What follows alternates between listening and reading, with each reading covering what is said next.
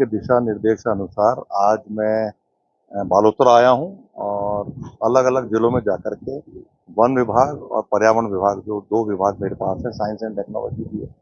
आज विशेष रूप से वन विभाग और पर्यावरण विभाग को लेके समीक्षा की गई थी। विशेष रूप से पौधारोपण को लेके समीक्षा की गई थी कि किस विभाग ने कितने पौधे लगाए हैं, टारगेट दिए थे वो पूरे हुए कि नहीं हुए,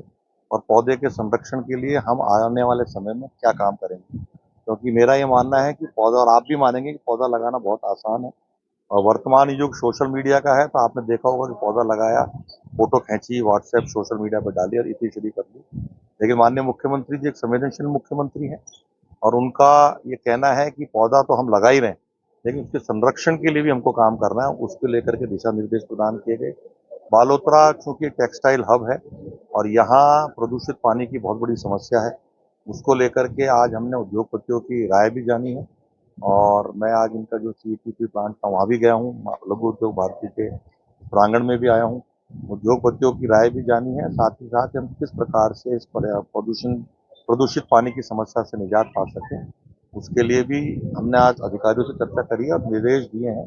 कि जो उद्योग जिनके पास कोई एनओसीज नहीं है, मेरी जानकारी में आया कि रेजिडेंशियल इलाके में बालोतरा में 75 ऐसे उद्योग इकाई चल रही है जिनके पास कोई एनओसीज नहीं है, लेकिन वो चल रही है और पानी को प्रदूषण करने में महत्वपूर्ण भूमिका अदा कर रहे हैं। उसको लेकर के जानकारी आई कि 3 सदस्यीय कमेटी जिला कलेक्टर महोदय द्वारा बनाई गई है। तो कमेटी के तीनों सदस्य इस बैठक में मौजूद थे। उनको निर्देशित किया गया कि एक समय सीमा के अंदर अंदर उन उद्योगों को बंद किया जाए, जिससे प्रदूषण पानी का जो रोका जाए। ये जो कार्रवाई है इलीगल इंडस्ट्रीज को लेकर पहले भी कार्रवाई हुई है, लेकिन ये चीजें वापस 4 महीने या 6 महीने के इंतजार के बाद वापस शुरू हो जाती है, तो एक ठोस कार्रवाई देखने को मिलेगी इस बार। आज ठोस कार्रवाई करने के लिए कहा गया है, क्योंकि पहली बात तो नियम के अनुसार किसी भी रेजिडेंशियल इलाके में कमर्शियल गतिविधियां अनुमत नहीं है, और अनुमत होगी तो उसके लिए एक प्रक्रिया है। राज्य सरकार या जो भी नियम उसके तहत वो अनुमत होती है। जानकारी यह है कि किसी भी यूनिट ने किसी भी प्रकार की एनओसीज नहीं ले रखी है, और स्पष्ट हिदायत दी गई है कि सख्त से सख्त कार्रवाई की जाए। अगर कोई भी अधिकारी इस कार्रवाई करने में कोताही बरतेगा, उसके खिलाफ भी हम कार्रवाई करेंगे। इस प्रांगण में मौजूद थे जब मैं बोल रहा था, और मैं आज बहुत दुखी भी हूँ, और जिस स्थिति में मैं आज जब जोधपुर से बालोतरा चल के आया और जिन क्षेत्र का आपने नाम लिया है, वहाँ मैं अपने आप को बहुत दुखी भी महसूस कर रहा हूँ और एक तरह से आश्चर्य भी महसूस कर रहा हूँ कि इस आधुनिक भारत में इस प्रकार का जीवन यापन हमारे लोग कर रहे हैं। और मेरे को जानकारी आई है कि वो जोधपुर से पानी इधर आता है, जिसका खामियाजा हमारे उस क्षेत्र में रहने वाले ग्रामवासी को झेलना पड़ रहा है या परेशानी का सामना करना पड़ा है। अभी मैं जोधपुर जा रहा हूँ और वहां पर भी स्पष्ट निर्देश देंगे कि इस प्रकार की जो गतिविधियां हैं इस पर सख्ती से रोका जाए, और जो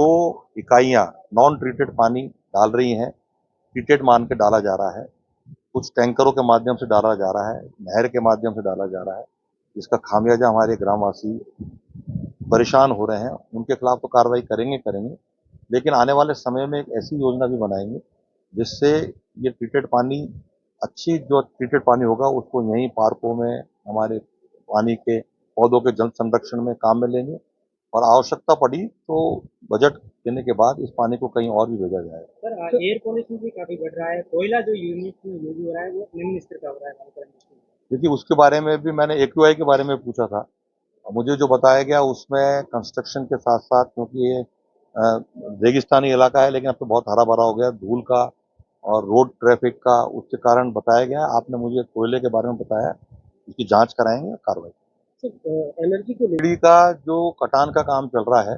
वन क्षेत्र में एक भी खेजड़ी का पेड़ नहीं काटा जा रहा है, ये मैं पूरे विश्वास के साथ कह सकता हूँ। साथ ही साथ जहाँ सोलर प्लांट्स लग रहे हैं, या तो हमारे किसान भाइयों ने वो अपनी जमीन लीज पे दी है, या सरकार ने उनको रेवेन्यू लैंड लीज पे दी है। उसमें एक शर्त अधिरोपित की जाती है कि अगर पेड़ कटेगा तो उसी अनुपात में इतने पेड़ उस कंपनी को लगाने आवश्यक रूप से होंगे। चूंकि खेजड़ी हमारा राजकीय वृक्ष है, उसको ना काटा जाए, उसकी तायद होनी चाहिए, लेकिन सोलर प्लांट लगाना और बिजली का उत्पाद होना भी जरूरी है। यदि कोई उद्योगपति सोलर प्लांट की आड़ में पेड़ तो काट देता है, लेकिन उसके अनुपात में जो उसको रेशियो दिया गया है पेड़ लगाने का वो नहीं लगाया जाता, तो उसके खिलाफ कार्रवाई की जाएगी।